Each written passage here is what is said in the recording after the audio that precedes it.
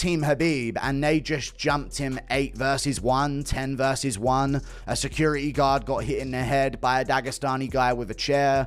Some random fan got jumped as well, just by being there. An unexpected backstage clash at UFC 322 has escalated into a legal move by Dillon Danis, and the names involved have surprised everyone. Meanwhile, after the UFC 322 incident gained attention online, many people wanted to know how Team Khabib viewed what happened. As clips and reactions spread, Ali Abdelaziz felt the need to explain their side clearly. He said the situation wasn't random and that online disrespect played a major role. Before addressing Danis directly, Ali shared why actions inside and outside the arena eventually lead to real consequences. Ali tweeted, "The UFC 322 incident was unfortunate, but it happened because people think they can insult others online without consequences." He explained that every action has a price, just like bullying in real life. He added that Team Khabib is respectful, but crossing the line will bring a reaction. His message was clear: be accountable for your words and actions. Danis recently reposted a tweet to make his point, showing that he believes accountability will eventually catch up with Islam Makhachev and the Dagestani fighters. He criticized the attack, saying no one has the right to physically assault someone with a group over online comments, and hinted that legal consequences in the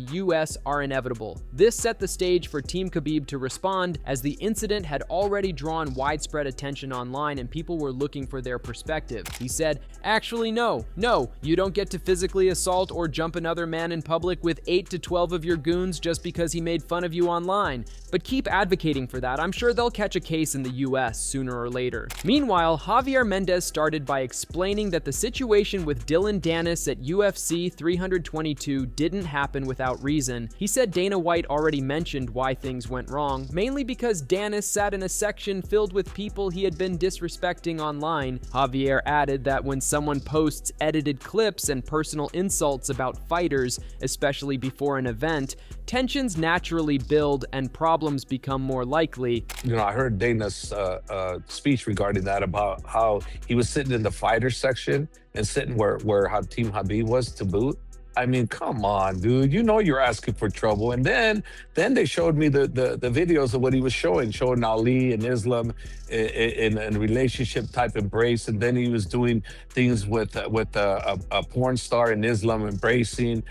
And then he's talking crap on other things. Javier continued, saying Danis made the situation worse by sitting right next to the group he had targeted. He compared it to past incidents where people reacted after being misrepresented online.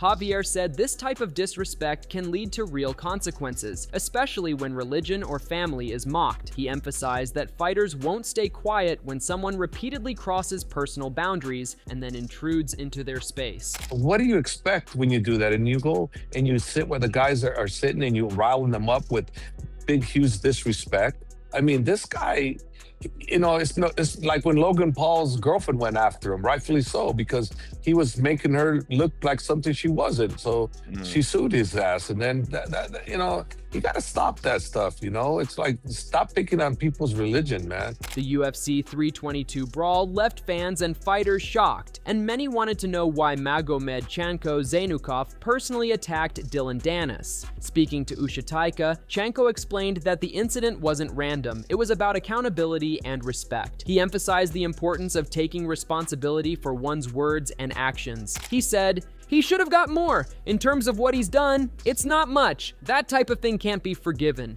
You have to be responsible for that. That's our way of life.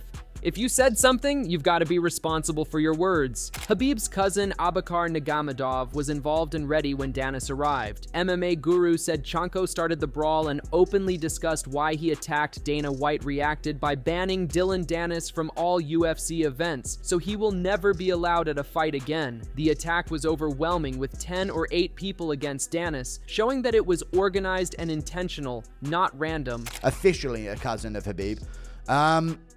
He took his hat off and gave it to his friend. They knew this was going down. When they saw Danis, they were going to go for him.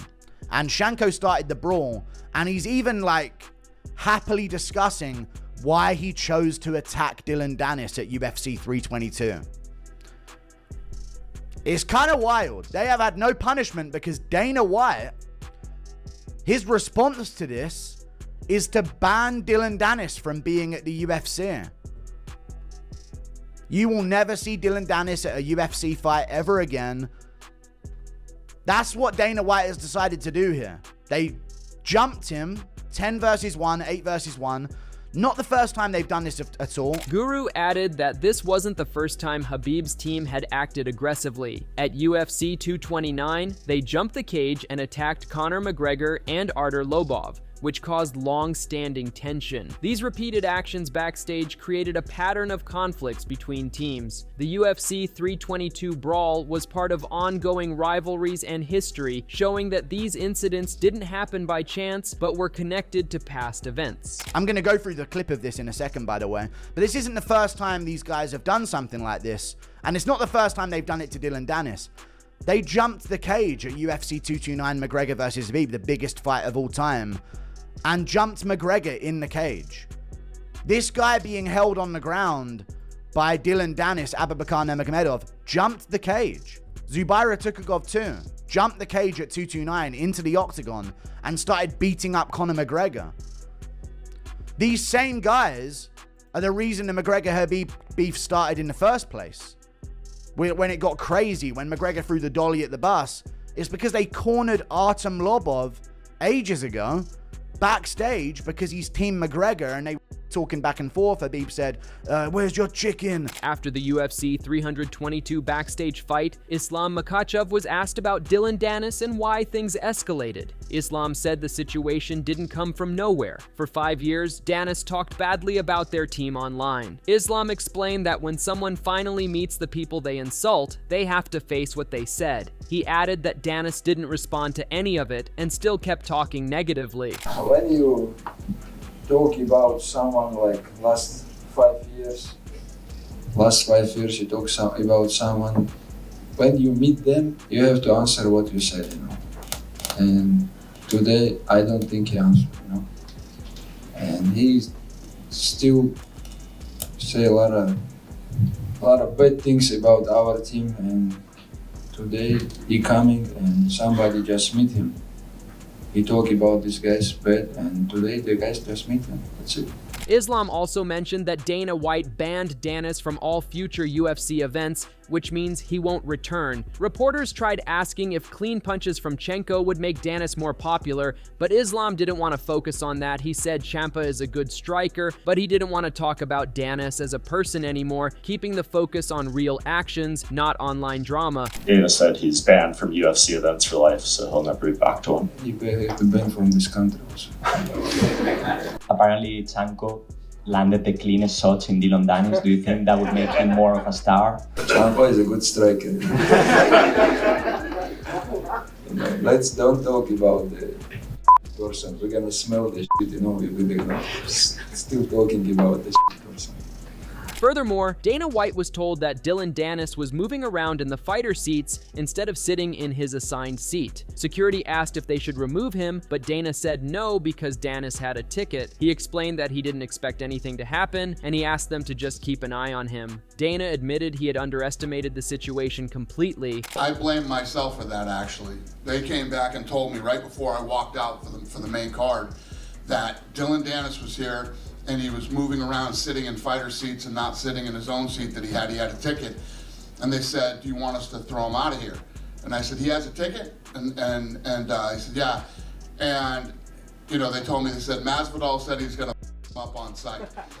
And I said, well, where's Masvidal sitting? He said, well, he's 6 or 7 rows away from Masvidal. Dana said he didn't realize that many of Islam Makhachev's team were sitting in the first rows, which made the situation much more intense. When the fight broke out, Dana immediately understood the scale of the problem. He ended by saying that, after what happened, Dillon Danis will never be allowed at a UFC event again. I said, well, if the guy has a ticket, let him sit in his seat and let him do what he's doing, and keep an eye on him. It never even crossed my mind, as stupid as this could be, that the entire Muslim Brotherhood was here tonight in the first 5 rows for Islam. And as soon as it broke out, I was over on the other side and I go, I know exactly what that is. I knew it. And yeah, you will never see Dillon Danis at a UFC fight ever again. Before the chaos started, MMA Guru described how Dillon Danis was attacked on the ground. Abubakar Nurmagomedov was still on the floor from wrestling with Danis, while another fighter grabbed Danis by his shirt and tried hitting the back of his head. They dragged him around and jumped him from behind, smashing him multiple times. Abubakar got back up and the attackers kept going as the brawl escalated. Punching Dillon Danis in the back of the head. There's another one here as well. Abubakar's still on the ground from Dillon Danis, I guess, wrestling him to the floor. This guy has got Dillon by his shirt that he's dragging him. He wants to get some back of the head shots in as well. And here we go. They get another hold of him. They're trying to drag him around.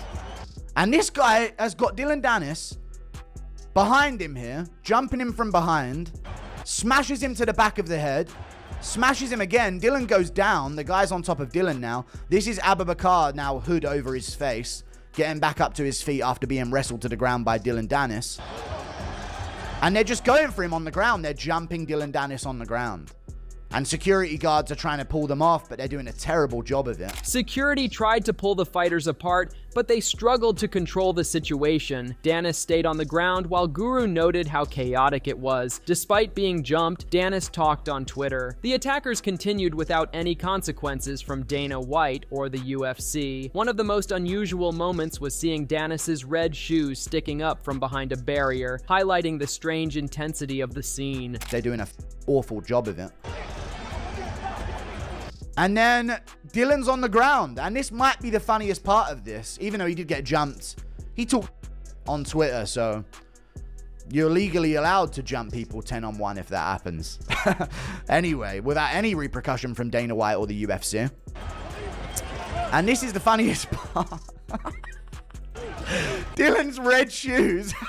Dillon's red shoes kicking up from behind this barrier is the funniest visual I've ever seen. That is the funniest thing, man. Dillon's red shoes kicking up from the bottom position, and then one of these other Dagestanis is grabbing his shoe. The attackers even tried to grab Danis's shoe while security held them back. Danis kept kicking with his shoes in the air while restrained officials worked to clear the floor as Hunter Campbell and other staff tried to regain control. Eventually, Danis reclaimed his shoe and explained to security that he hadn't done anything. MMA Guru emphasized that the security finally stopped the fight from getting worse, but the brawl was chaotic from start to finish. Trying to drag his shoe off of his foot while security guards hold back more of them. And he just wants that shoe at all costs. And Dillon is still kicking with his shoes in the air. Kicking with his shoes in the air on the ground. Getting held there by security at this point. There'll be another angle soon. And they want more. They're trying to hold him back. They're trying to clear the floor. Hunter Campbell's going nuts. Everybody's losing their mind. They're dragging Dillon Danis away here as well. He needs his shoe though. Reclaimed. His shoe has been reclaimed. He's saying to the security he didn't do anything. They just jumped him. We'll see the other angle in a second. But there you go. They're all over it, man. The security was all over it. They stopped it all from going down. The UFC 322 brawl has now turned into a serious legal issue, with Dillon Danis suing Team Khabib and John Pork. The incident shows how online disrespect and personal insults can lead to real-world consequences, especially in the high-pressure MMA environment. Crossing boundaries, whether online or in person, can escalate quickly and have lasting effects on fighter behavior and UFC security reactions from Ali Abdelaziz, Javier Mendez, Islam Makhachev, Dana White, and MMA Guru show that Danis's actions, combined with years of rivalry and tension, created a perfect storm, making UFC 322 more than just an isolated brawl. What do you think about Dillon Danis's decision to sue? Was he justified, or should he have handled it differently? Drop your thoughts in the comments below.